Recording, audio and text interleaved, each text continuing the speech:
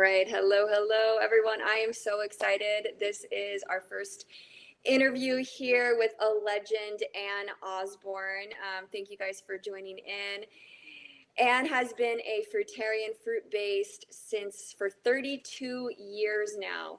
So we are excited to have her on here and just hear a little bit about her journey and where it began, having fruit-based children and the whole nine. So let's go ahead and get into it.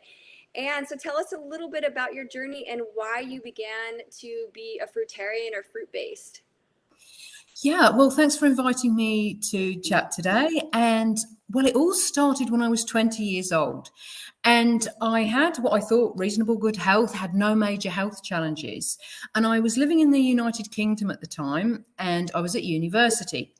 And I decided to become vegan purely for ethical reasons. My health wasn't a concern. I didn't even consider health at that point, being 20 and being in what I considered good health.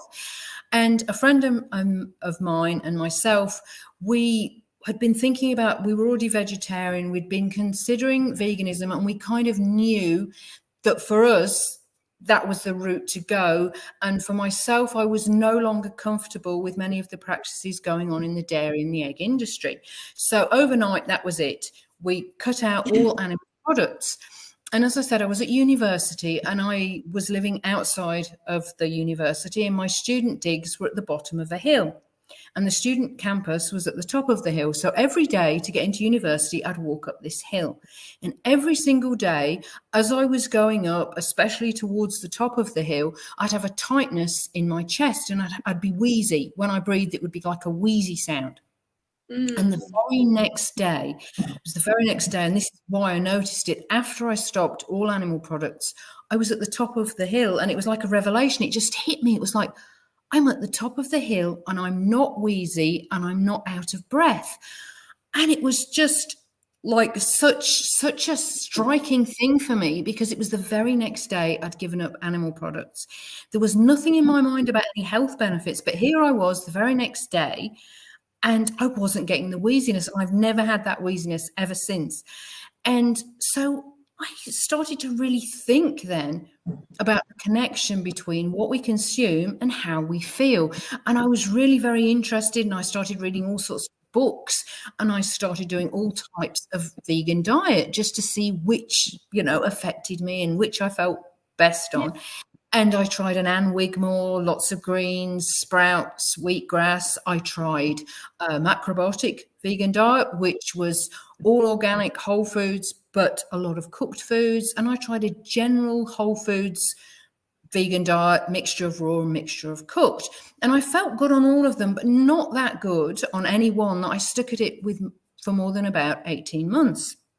And then when I was 24, I was still in the United Kingdom, and I was back in my hometown of Leicester, and I was involved in a local animal rights group, and we had speakers occasionally. And one meeting we had a speaker who was a fruitarian, and his name was David Shelley, and he was just great. He had so much good energy. He had great skin. He had, just this vibrancy about him, and this joy and this zest for life.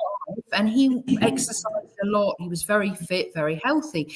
And obviously what he was doing was working very well for him. And there was a whole group of us. We were all ethical vegan, and we all thought, we want to give this a go.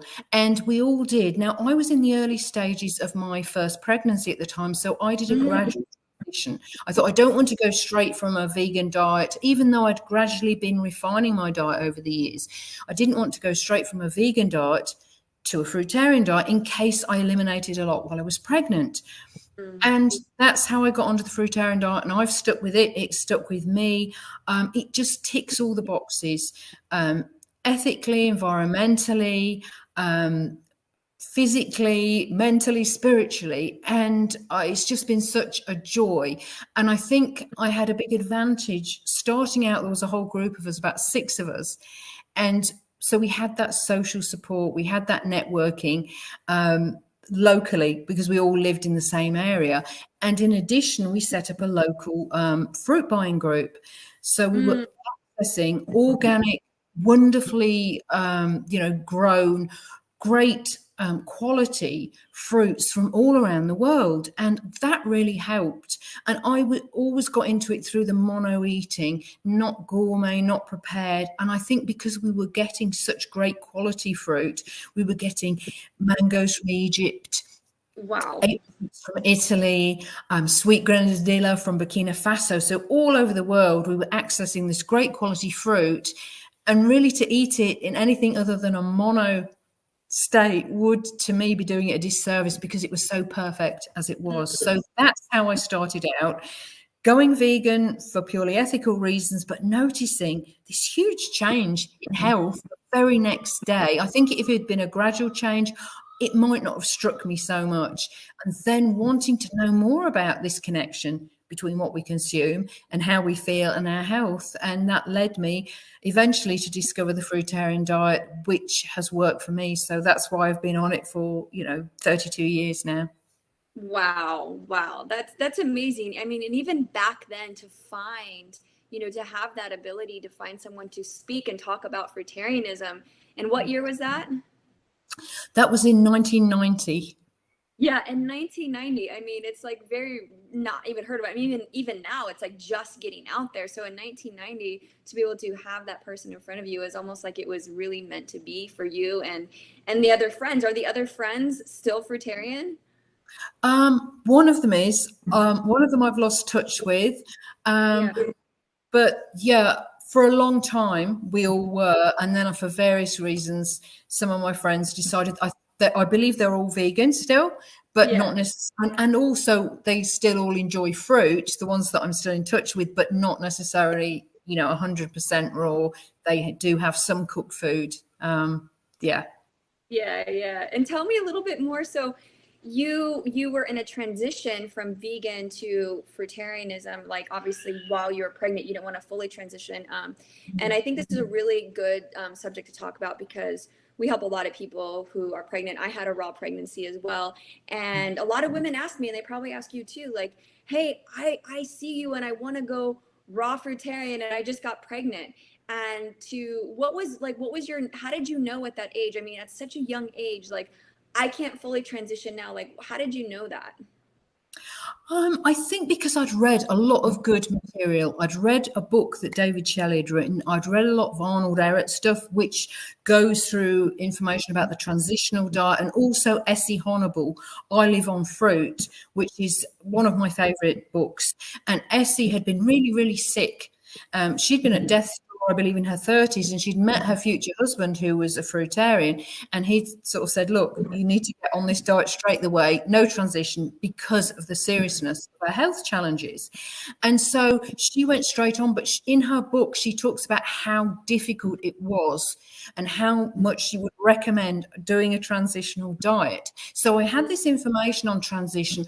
I'd also read sort of natural hygiene in those 4 years between discovering how what we eat affects us and discovering the fruitarian diet. I'd just done a lot of reading and research and read a lot of material about raw diets, about vegan diets, about natural hygiene. And so I did have this awareness of this transitional period. And then reading authors who I greatly respected, such as Arnold Ehret and Leslie Honorable, talk about that transition, I just thought, well, it would make sense. And my friends were all kind of excited to jump in straight in there, but they weren't pregnant. And I kind of I'd like to go straight on, but I'm not sure. So it was just, I think, listening to my body as well, that was a good thing to do. And looking back at it, I really think that doing that transitional period has helped me maintain the diet long term.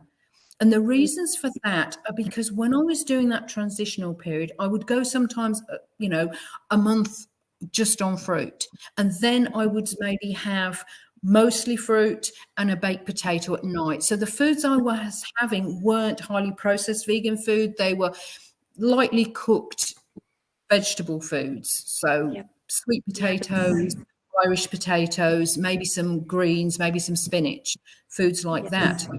And during that transitional period, I realized that when I was eating 100% raw, I felt better.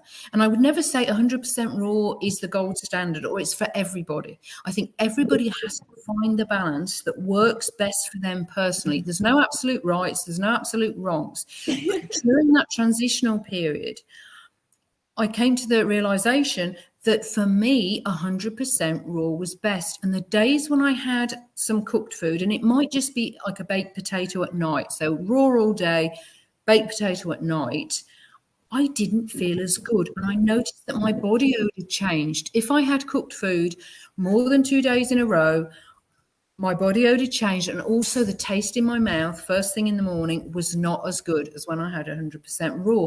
And I came to the point where I was ready to let go of the cooked food. It wasn't difficult. It wasn't an issue.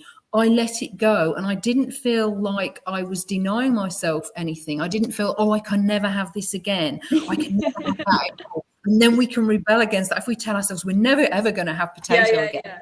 But I was ready to let it go. It's kind of an empowerment thing. I was ready to let it go, and I did. And so I think if I hadn't had that transitional period, if I'd gone straight onto raw, I would have never known those differences between, this is for me personally, between 100% raw, 90% raw, 80% raw. Yeah. And for me, I had those side by side, because maybe 2 or 3 days I'd be 100% raw, then I'd be 90%, and I could see the differences, and I can still remember those experiences. Yeah. So for me, I think the transitional diet was very useful, but I do know there's people that find it great to just go straight in there, going straight. I think a lot depends on your previous health history. So how many drugs you've taken, both recreational and allopathic, what kind of food you've eaten, what kind of medications and vaccinations and anything like that that might cause you to eliminate, at a higher rate or be more uncomfortable eliminating. So I do think that the decision is an individual one. Really depends. If you've been gradually refining your diet over the years, and so you're having a diet that's not got many processed foods in it, that's high raw anyway, you've not taken a lot of any kind of drugs recently or had any vaccinations recently, then I think, maybe you could go straight on there and you would be fine. But it is, I think, a very individual thing. But I think the transitional period can be a learning period. It can be sort of part of the journey to get to where you want to be, whether that's 100% raw, 90, 50, whatever works for you. Yeah. Awesome. Thank you for sharing that. I can so relate, because I know if anytime I'm the same, I'm 100% raw. I was one of those people where I felt so like I had to go raw. And this was 6.5 years ago. And once I went fruit-based, it was like, all of a sudden I'm like, I want to just eat papayas for a month. And so I ate papayas for a month, but I had some serious detox. Okay. Now my husband was like, I'm going to slowly transition. We had a 1-year-old daughter, and I was like, I'm going, so I went through it on and off for like a good, 1.5 years. And then once I hit that mark where it was like everything started clean up, then I could sustain it, but like if I eat something cooked, I feel it's usually like the next morning. It's like, I call it my cooked food hangover. I don't know if you use like that. It's like, you feel like you drank alcohol, and then you get up and you go, oh my gosh, I can't do anything for like 4 hours because I'm tired, and my digestion is just like, and you're kind of cranky, and the body odor for sure. It's and for me, the taste in my mouth in the morning, I almost had a burnt taste. It wasn't burnt food I was eating, but the taste in my mouth was almost a burnt taste. And then I was thinking, I'm ready to let this go, because I feel better when I don't have this taste in my mouth in the morning, and my body odor as well. I could do one day. If I did one day of cooked and surrounded by, a few days of raw previously, it wasn't so noticeable, but more than one in a row, and then I noticed the change. Yeah. Yes. And how was your pregnancy being, probably high raw in that transition place, that first pregnancy? How would you say that was for you? And then the birth period? Yeah, it was great. It was lovely. I loved being pregnant. I know a lot of people don't have good pregnancy experiences. I loved it. I worked till I was 7 months pregnant, and it was quite a physical job. It was a lot of walking about and stuff. And yeah, and also I had a very small bump. With both pregnancies, I only put on 10 kilos, which is about 22 pounds. And my chest got big because I'm normally quite, small chested. And so that was a thing, and I'd have this small bump but a big chest.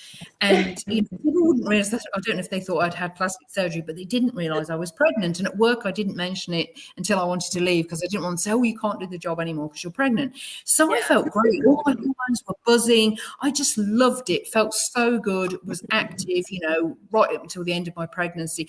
Didn't put on a lot of weight. Didn't get any swelling. Didn't get any backache, which was wonderful. And then with my second pregnancy and the birth of my first, I wanted a home birth. I was in the UK, and you can have a home birth. At that point, you could have a home birth on the national health system in the United Kingdom, but they weren't keen on it. So I had a long second stage. And I think it's a genetic thing because the same thing happened to my sister, and also it happened with my second pregnancy. But because it was the national health, it wasn't a private midwife. They said, no, you've got to go into hospital. It's been too long. So I got taken into hospital. And the first thing the doctor said, a home birth, and I've seen you ended up in hospital, which I thought was not a particularly helpful thing to say. Yeah. But everything was fine. I had a normal birth, apart from they gave me an episiotomy because they wanted to speed everything up, because I think that's like rush. Second stage has been too long, rush. But it was a great birth. I went home as soon as I could. I was only in hospital for a few hours, then I went home. With my second pregnancy, I'd been raw for 12 years. What? No, yes, 12 and a half years I'd been raw with my second pregnancy.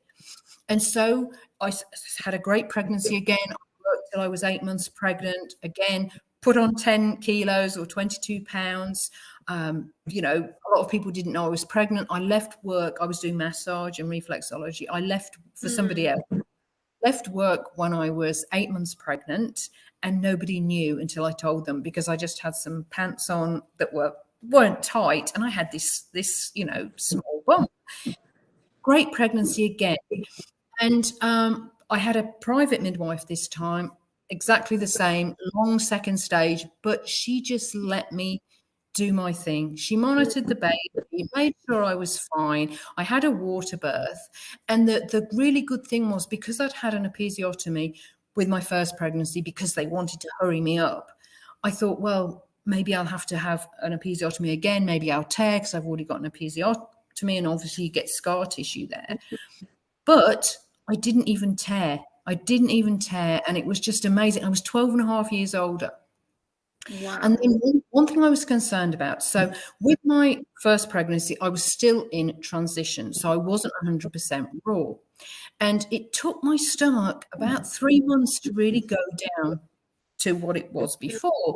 And, I remember, I don't know if, some people get this, I was, a month after I'd given birth, and somebody said, oh, are you pregnant? Because I'd still got that baby belly.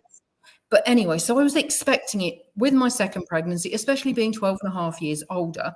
I was thinking, well, I'm going to have this belly. But the very next day, my belly was flat. It wasn't as tight as it was, but it was flat. And I took a picture because I got my partner at the time to take a picture, because I said, I can't believe it. It's flat. And I'm 12 and a half years older, but I've been on the raw diet, for 12 and a half years. Yeah. And I was so pleased that I didn't have to have another episiotomy, even though I'd had one, and they can't. Some people say, well, if you have one, you'll have to have another. And I didn't tear. I didn't need any stitches. And it was at home in a birthing pool, and I could just get straight into bed. And the next day I was out walking with baby Cappy. So the recovery was so much better, because obviously if you have an episiotomy, you've got stitches and it's sore, and that's, makes your recovery time a bit longer. So both my pregnancies were beautiful. My birth experiences were wonderful in their own ways, but being able to be left to go as long as I wanted to give birth, also being able to, say, I don't want the placenta cut straight the way, I don't want the cord cut straight the way. And with my first birth, I never saw the placenta. And I thought, I really, because I was in, my mind wasn't thinking, oh, I must remember to ask them to let me see the placenta, and they just had taken it away. So with my second birth, I was like, yes, right, I want to see the placenta. It's been inside me. It's fed my baby. And so because, again, you're not in the stage to really examine it, my partner at the time put it in the freezer. So when I was, a few days later, I looked at this placenta and it was like, wow, that looks amazing. And I'd bought a little mango tree when I was pregnant, and I knew that I was going to plant the placenta under the mango tree, and that was going to be Cappy, who's my younger son. That was going to be his mango tree. And we've moved 4 or 5 times since then. It's always been in a pot. And now we finally moved to our hopefully forever place in Far North Queensland. It's gone in the ground. This mango tree had a journey of over 1,000 miles on the back of a truck, lost all its leaves, its bark was broken in places, and I thought, I hope it's not going to die. So we planted it, gave it lots of really nice soil and compost, fed it with seaweed, talked to it, and it got leaves, and then they lost the leaves. It did that 4 times. The 4th time it's kept its leaves, and it's doing well at the moment, because that's always going to be my special tree, because it was bought when I was pregnant with my son, and it's got the placenta buried underneath it. So yeah, I love being pregnant, had great birth experiences, really felt that my hormones were all in really ramped up. And I think if your endocrine system or if your hormonal system is working well when you're pregnant, it's really good. And I think a lot of women that have issues during pregnancy and hate pregnancy, I know so many women that said, I'd love to have another kid, but I absolutely hated being pregnant. And I'm thinking, oh my God, I loved it. I loved being pregnant. It was one of the best times of my life, my pregnancies were. And I think if women's endocrine systems were more balanced through diet and lifestyle, then more women would enjoy this really special time. And I do think it's a shame that a lot of women really suffer. Even younger women can have a really rough time during pregnancy because of the hormones being a bit out of balance. Yeah. I so agree with you. And I have to share this, by the way, that's so beautiful that you plan. I have to tell you, so with my son Francis, that was my raw pregnancy, high fruit. I mean, I would say like 98%. Like he only wanted me to have fruit. Okay. And because, these babies tell us, they're like, I just want fruit. That's all my body wanted. When I had him, we also planted his placenta with a mango tree. Oh. And we're on Maui now, but it's on Kauai in our friend's land. And it's just like, it's so, so very special. It's so very special. And I noticed, did you notice the difference in your actual children based off of how you ate during pregnancy on each of them? Are they different? Do they prefer different foods, would you say, being on different diets while you're pregnant? I was still on a high fruit diet when I was pregnant with my eldest son, but just not 100%. They both of them loved fruit. I mean, they were both long-term breastfed. So my eldest son, I fed him for 3.5 years, and I was happy to continue. My idea was like, the child would lead the weaning. And then I was getting pressure. I was getting pressure from people in my life saying, you're feeding him too long now. You have to stop. And I stopped, not because I wanted to, but because of pressure. And I always felt bad because he asked once, I'd stopped feeding him at 3.5, so it was planned. And he said, can I have milk? And I said, we don't have milk anymore. And I always regretted that. And I thought, I'd never wanted my child to say to my child, no, you can't have milk. And I thought, if I have any more children, they are going to definitely lead the weaning. Yes. And so with my second child, it was like 4 years, and almost to hit the day of his birthday when he was 4, he stopped having milk. And it's not like they're still having a lot of milk. They maybe have 2 feeds a day, then it goes down to 1 feed a day, and then if they're upset kind of thing. But I noticed both of them. I don't really notice any huge differences. They both loved durian. Durian was always both like avocado. But with my younger son, so my oldest son didn't have durian until he was a bit older, but my younger son, before he could even walk, he could sit up, he was a little baby, and he'd see durian, and after he'd had it once, he would shake with excitement. He would be sitting there shaking with excitement when he saw a durian. And it was so funny because where we lived at the time, there was a dog next door, and when the dog smelt the durian, the dog would start shaking and drooling, and it sounded like the dog would be shaking, the baby would be shaking, they'd all want the durian, so yeah. So they both really liked durian and both got really, really excited for durian. But a difference I did notice, and I don't know if this was so much to do with different diet during pregnancy and the early months of breastfeeding, or just a genetic thing. My elder son was not interested in fruit or in eating anything other than having milk. And he was 7 months, and I was thinking, oh, he should be eating, and again, first baby, being younger, I was only 24, and I'm thinking, well, maybe I should introduce him to fruit. So I introduced him to fruits. But with my younger son, he was 3 months old, and he was trying to grab the fruit I was eating. And I was thinking, I think he's too young. I'm going to wait till he's like 5 or 6 months. He was like, if I'd have let him have it, he would have been eating at 3 months old. So that was a big difference between the two of them.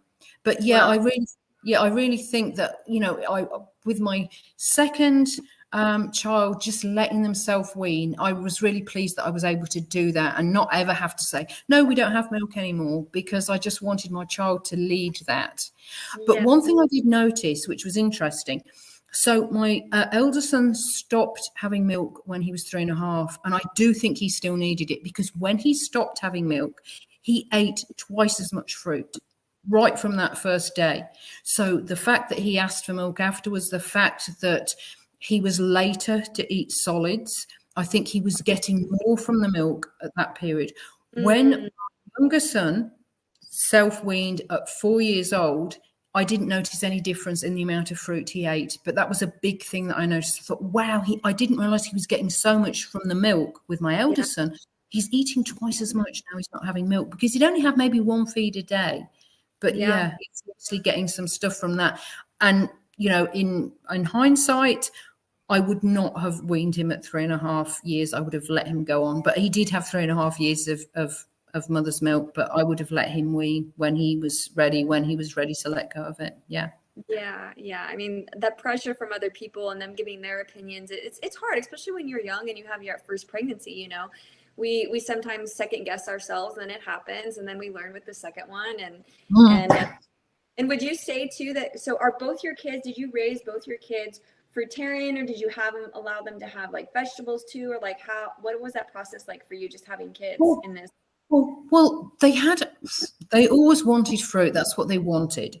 I did get vegetables in because I thought maybe they should be having spinach, maybe they should be having celery. But 9 times out of 10, it would go in the compost. Nobody would eat it. They might try a little bit of celery, but they wouldn't eat it. They weren't interested.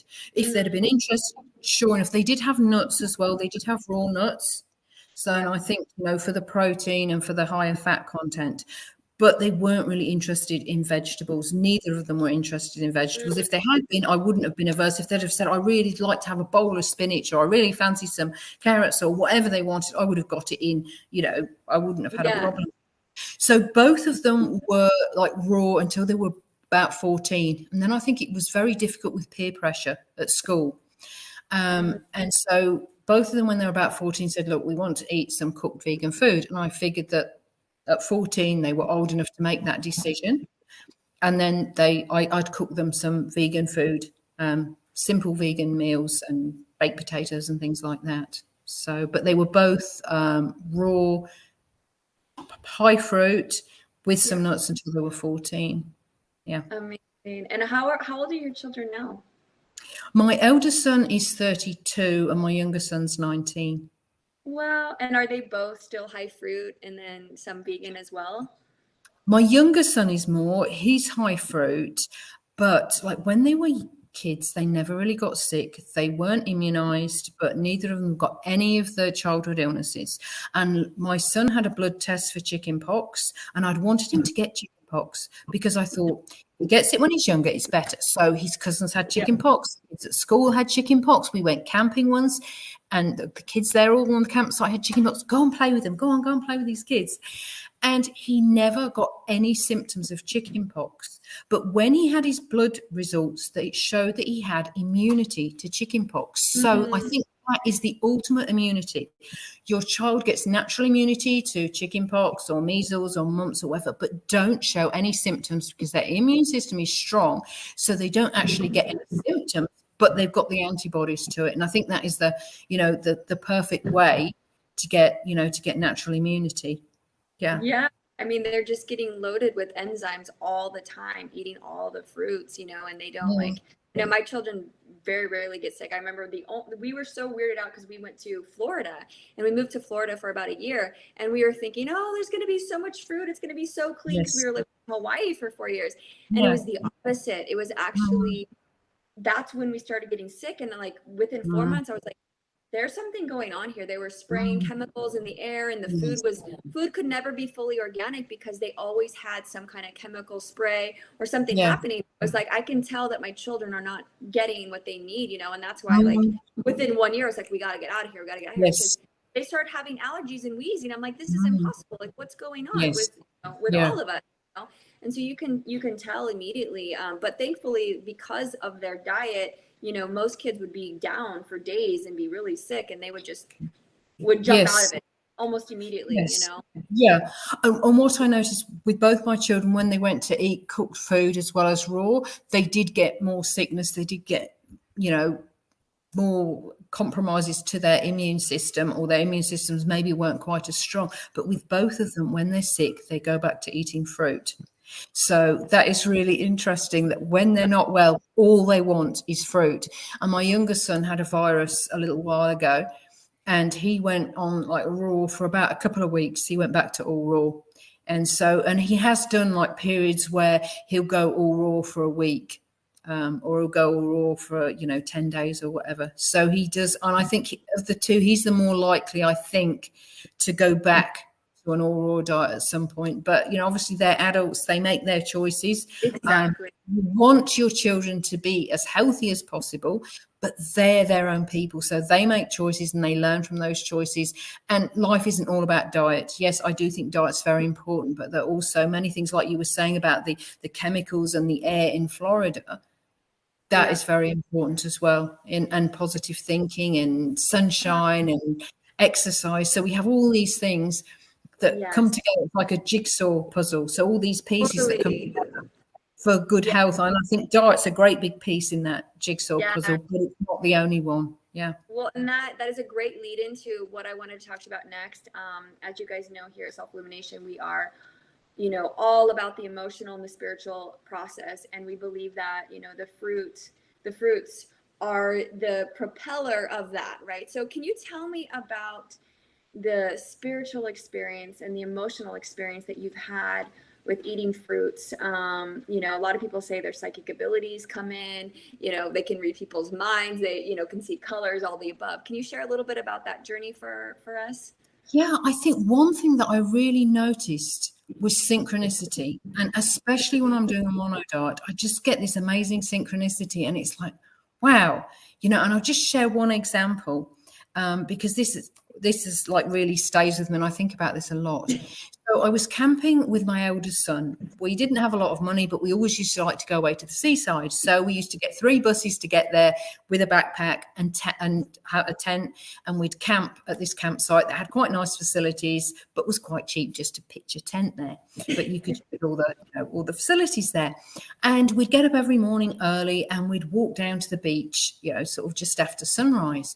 And one morning we were walking along through the grass in between the tents, and I stopped, and I didn't know why I stopped. And on this holiday, because we'd got a backpack, a tent, sleeping bags, we couldn't really have any room for toys. All we'd brought with us was one book. And this book was called The Snow Country Prince. Hello. Hi. Right. And the book was about these children, and they found an injured swan, and they looked after the swan all the winter long, and then in the spring they let the swan go. So we read that so many times a day. That was the only thing really we'd brought to read or to play with. Anyway, so we were walking along between the tents, and I stopped, and I don't know why I stopped. I stopped. There was no reason to stop. And I just looked down at my feet, and there, buried in the grass by my feet, was a little glass swan. And I was like, oh my goodness. It was like one of those moments, goosebump moments. Anyway, and I still got the little swan, and I just picked it up, and I thought, oh my goodness, because we were so focused on this swan story and about the swan being nursed back to health and then being released. And then here in the grass was this little glass swan. And there's been many other instances of synchronicity. You seem to find the right book or meet the right person, and there's a flow in your life. And I tend to think that when you get a flow in your life, it's a sign from the universe that whatever path you're on, it's the right path for you at this time. And it might not be the right path for everyone. It might not be everybody's path to be doing this diet or this lifestyle. So they might be doing a different diet and lifestyle and getting synchronicity. But when you're on the path that's right for you or appropriate for you at that moment, you just seem to get this flow and things just seem to work out. And it is really amazing. And I have noticed that being on a fruit diet. I've also noticed that music affects me so much more. I kind of feel the music. I feel the vibration of the music and I just want to dance. And I always feel like, music just really gets right into me. Whereas before I liked music, but I didn't feel it in the same way. So that's something that really has enhanced the appreciation, the vibration of music. You feel this vibration. And I think with fruits, they vibrate the highest of all the foods. They have the most light energy. They contain the highest number of biophotons. And especially when we're getting, really good quality fruits and organic fruit. So the different type, it's almost like if you had a radio set and you want a station and it's got a certain frequency, that station. So each fruit has its different wavelengths, its different frequency, but the loudness or the clarity and the loudness is down to the quality of the fruit. So you'll get the same station, whichever, sort of like whether you're eating a good apple or a bad apple, but the frequency and the clarity and the sort of the loudness of that station will be higher because the different fruits have different wavelengths and different wavelengths correspond to different needs. So, for example, pineapple vibrates on the frequency of cancer resistance. So pineapple is a for anybody that wants to heal their body that has cancer and wants to heal. Pineapple is one of the best fruits to do that. It's down to 1 second. Yes, my dear. I love you too. Would it be okay if you go down with Papa right now and I finish talking? Yeah, can you just sit here and be quiet then? Would that be okay? This is Francis. This is my durian boy too. Hello, durian boy. My boys love durian. Yeah. Oh my goodness. They are. He has so much energy. He's so energetic. Wow. Yeah. Yes. 1 second. I'm just gonna go grab my husband really quick, okay? 1 second. Here. Come here, buddy. Come on. You need some affection. All right.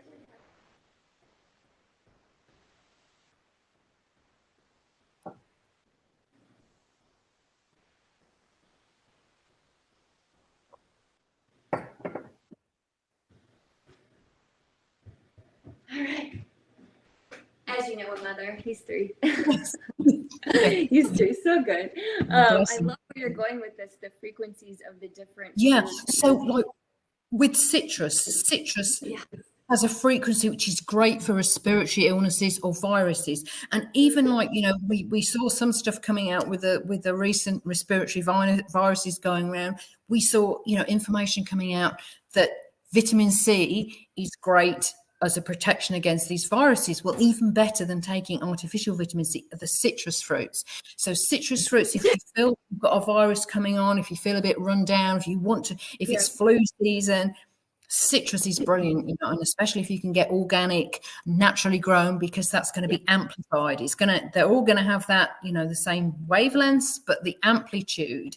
So when we're looking at wavelengths, we're looking at the frequencies to get that specific station on the radio, but the amplitude is affected by the quality of that fruit. The frequency is specific to that fruit, but the amplitude is the quality of the fruit. So and incredible. And you did the orange house, that's when I really started getting in touch with you. I mean, I've been watching your journey for a very, very long time, but I went on a 100-day orange fast, and I remember about 85 days in, and I was like, I can't find anybody who's just done oranges besides you and Dr. Robert Morse. Those are the only 2 stories that I knew of, right? He did like 6 months, I think.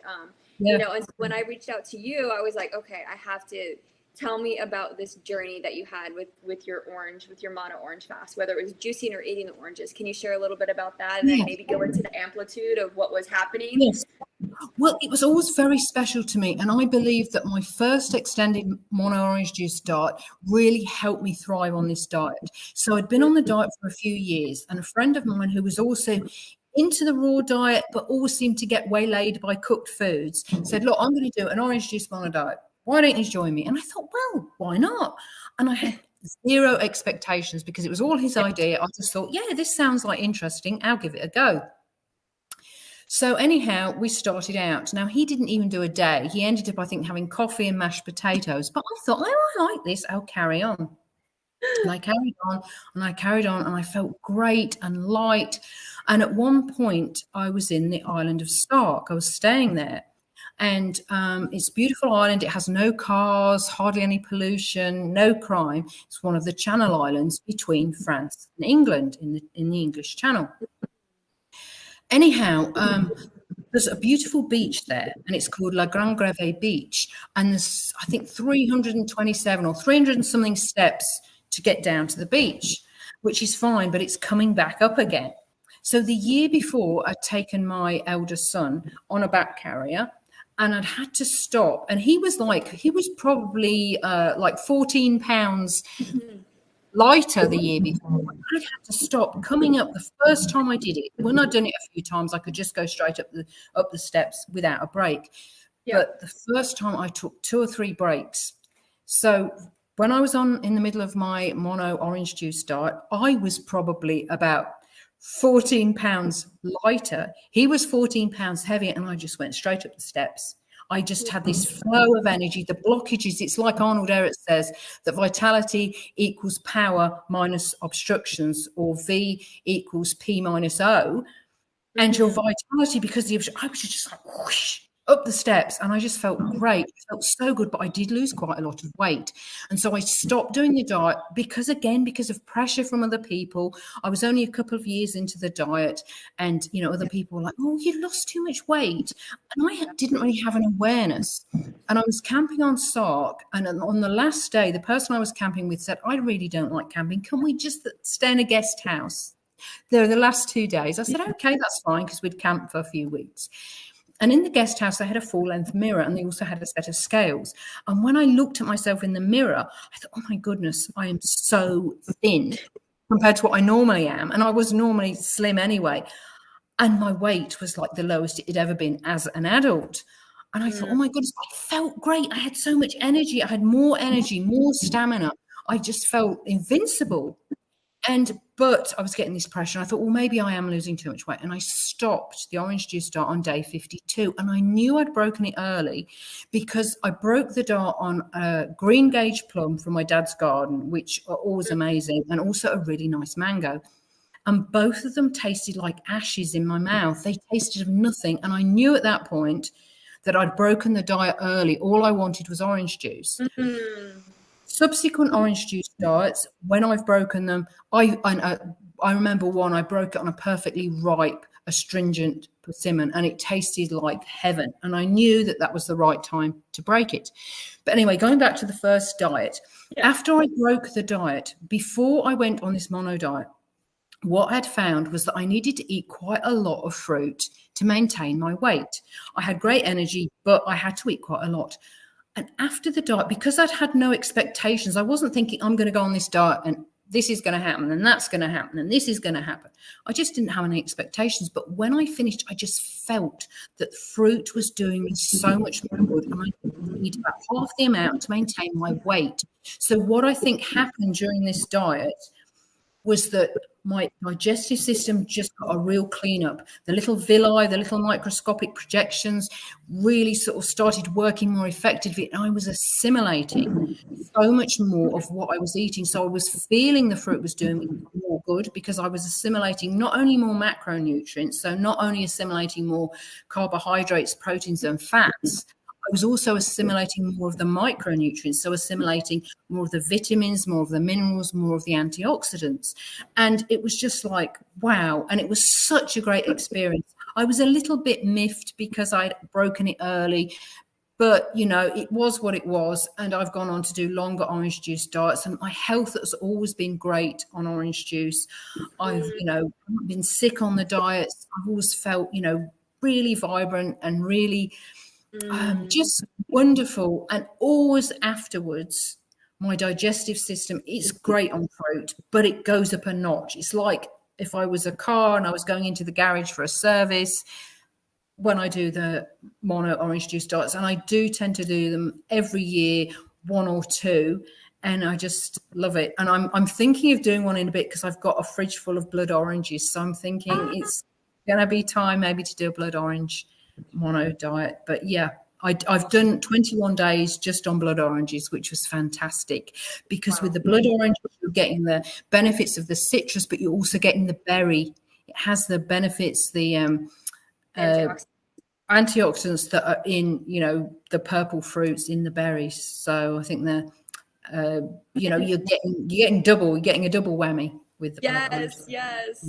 And I have a question. So we're going to go a little bit into the emotional and the spiritual. Would you say that you had a lot of revelations or breakthroughs when you would go on these fasts at all? I would just feel very in tune with the world, very happy, very, I don't know, energetic, like the ordinary things that can sometimes get you down don't kind of touch you. You just got this kind of inner groundedness. And a lot of people say, oh, the fruit diet's very airy fairy, but I think that you get more of a connection to the ground, more grounded. Totally. That's what I tell people. They go, when you go raw, you get airy fairy and you get out of your body and you got to eat cooked food to get grounded. And I'm like, you don't understand. I feel more disconnected and disassociated and less grounded on cooked food than when I'm on raw food. I feel grounded and present with the earth and like, what's happening? Yes. Yeah. And I think I just feel so connected. It's just, I can go out and see a beautiful tree and just have so much pleasure just looking at that tree or touching that tree.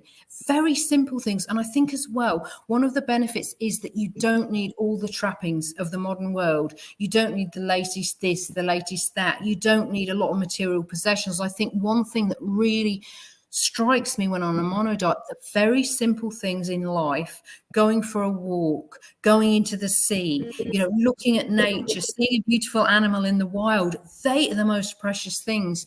And anything else, you just realize that happiness isn't about anything external. It's about what you are feeling inside, your energy inside, what you're giving out to the universe, what you're giving out to other people.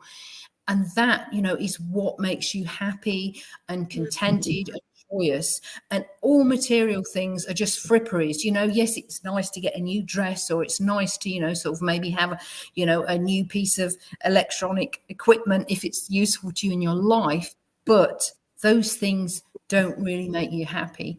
And I think it strips it away. It strips all the irrelevant stuff away when you're on a mono diet and you realize what fundamentally makes you happy. And it's nature, it's relationships with other people, with your friends, with your family. And it really makes you tune into what's important, I think. And you realize that so much in everyday life is not relevant to our well-being and happiness. It's marketed. We're marketed to that. Yes, if you only have the latest phone, you'll be popular and happy. Or if you only have the latest perfume, you'll be really sexy. And it's, you know, it's not about anything external. It's about everything internal. When you're, you know, and when you're on a mono diet, I think that is amplified. I think you get it on a mixed fruit diet, but I think just doing the mono diets heightens everything in a way.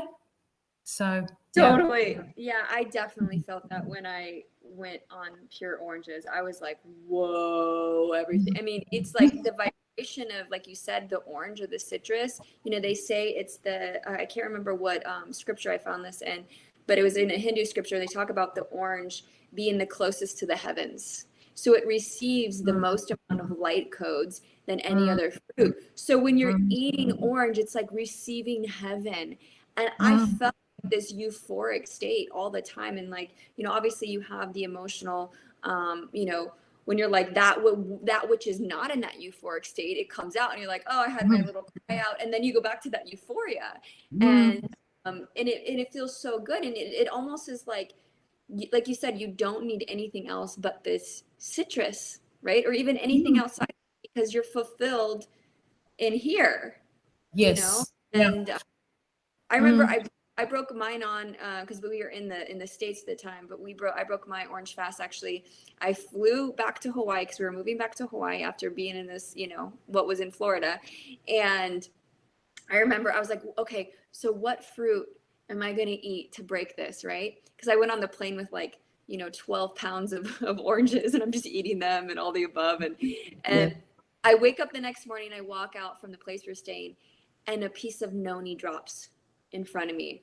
And I was like, okay, I'm going to break this with noni. And it was so, I mean, the taste of noni was so strong. If those of you don't know what noni is, it's got that punch, stinky smell, but it's really medicinal for you. So that noni came in and was able to go through the liner of my intestines and like do whatever it needed to do before I start eating fruit, eating the papayas and the bananas and all the high vibe, exactly what you were saying, like the difference in where you're receiving the fruit from, the actual soil it's in. And like, that's a blessing being on islands or being where you're at. The food has such what they call mana and vitality and life force. So you feel like you're eating that life force, when you're having that fruit versus, being, getting it from a grocery store that might have been picked, three months ago, and I say people all have to start where they can, but you can definitely feel the difference from,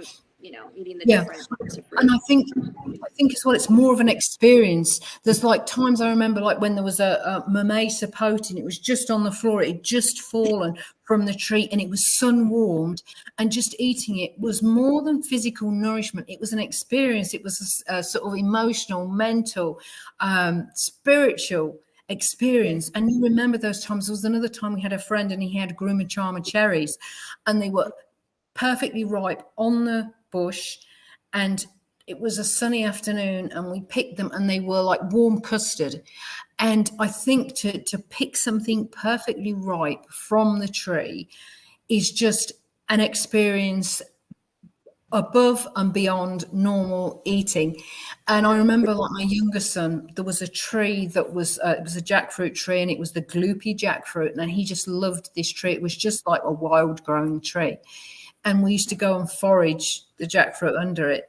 And I just remember he's got these little dungarees on. He's about 3 years old, and he's just, the look of bliss on his face. I've got the picture from it.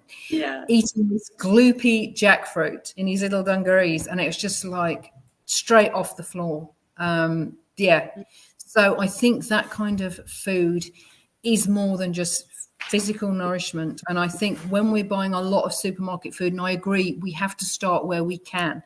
And I think as well, if we open ourselves up to the possibilities of getting really good quality organic fruit, we will get it come into our lives. I know a lot of people say, I can't access organic fruit. I can't afford organic fruit.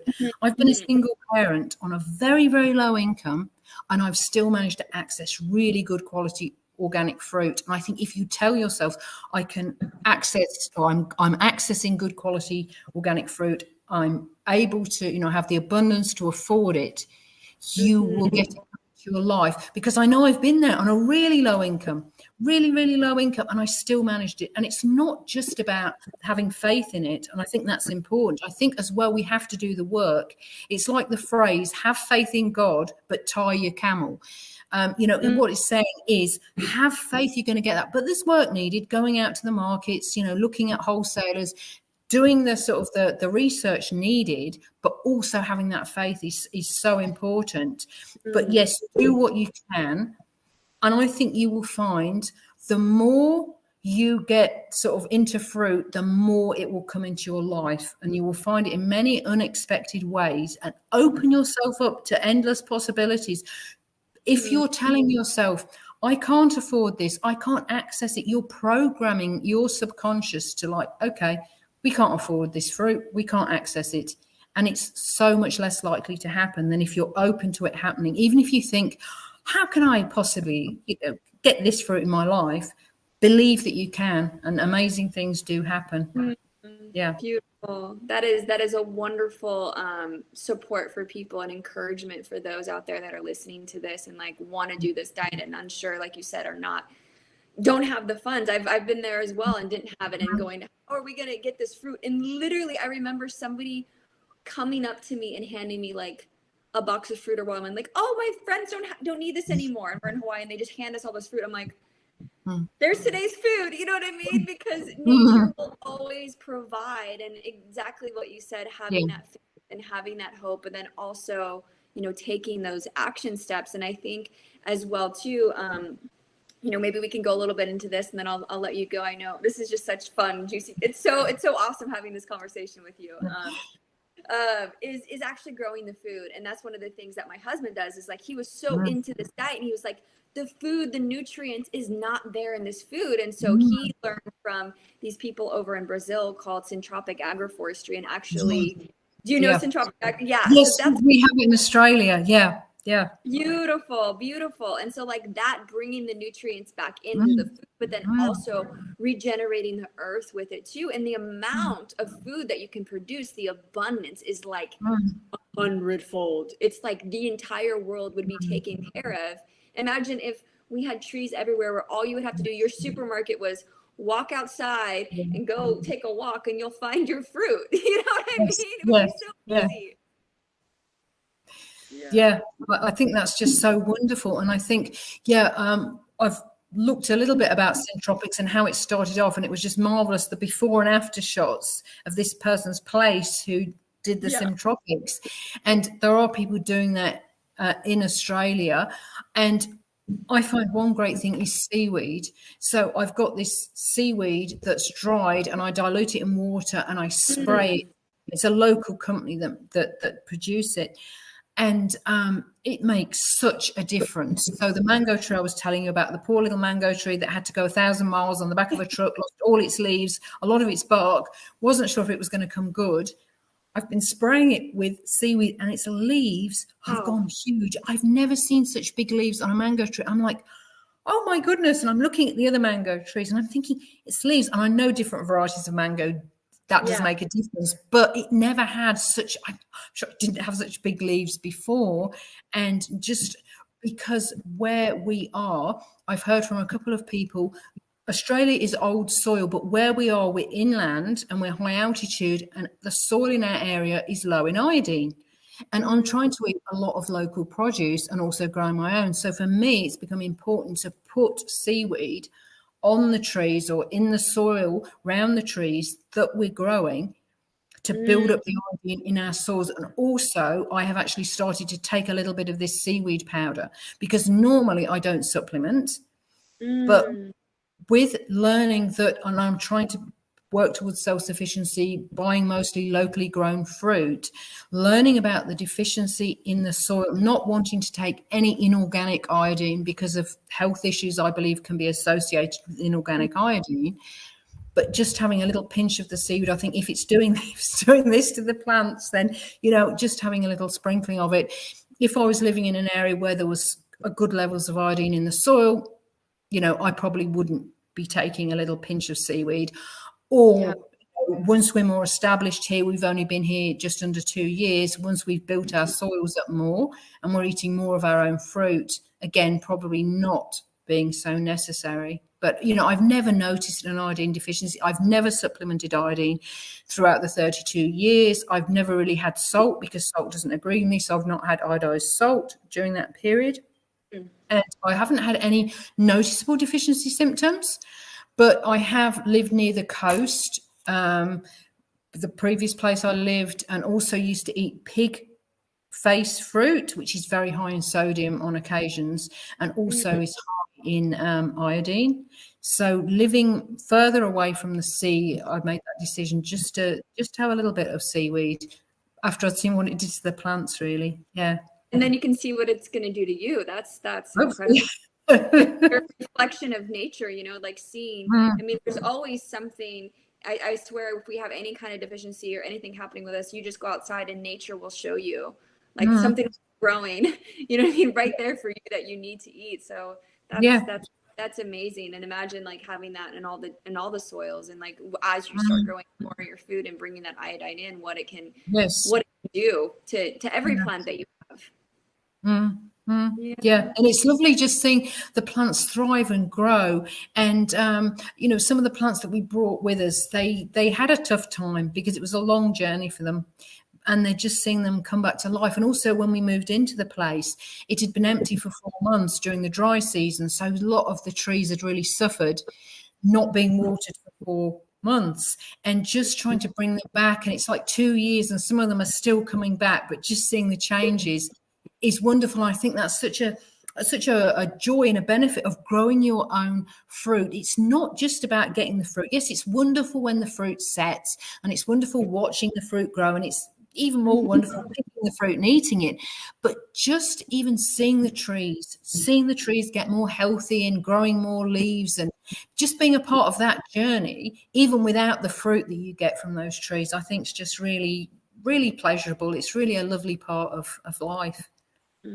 Amazing. Thank you so much for the work that you do, and just observing that and knowing that and being who you are, and being this, testament to this lifestyle of really, I feel like it's like a nature lifestyle. It's living in nature, watching nature, eating from nature, and listening to attuning with yourself. And I know you've helped so many people. Is there a way that people can reach out to you now? Like, what's the best way for people to find out more information? Well, I have a website, but I haven't really done much with my website over the past few years because my energy's been elsewhere. But my website is fruitgod.com. So you can read articles there. My email address is fruitbatanne@yahoo.com, and that's Anne with an E, fruitbatanne@yahoo.com. And I've got a PDF copy of my book that I can send out free to anybody who's interested if they email me. Also, I've got my Instagram is Fruity's Beaut, Anne Osborne Fruity's Beaut. I put pictures and stuff of fruit on there. And my Facebook page, which is Anne Osborne Fruit Bat Anne, is the URL after all the Facebook stuff.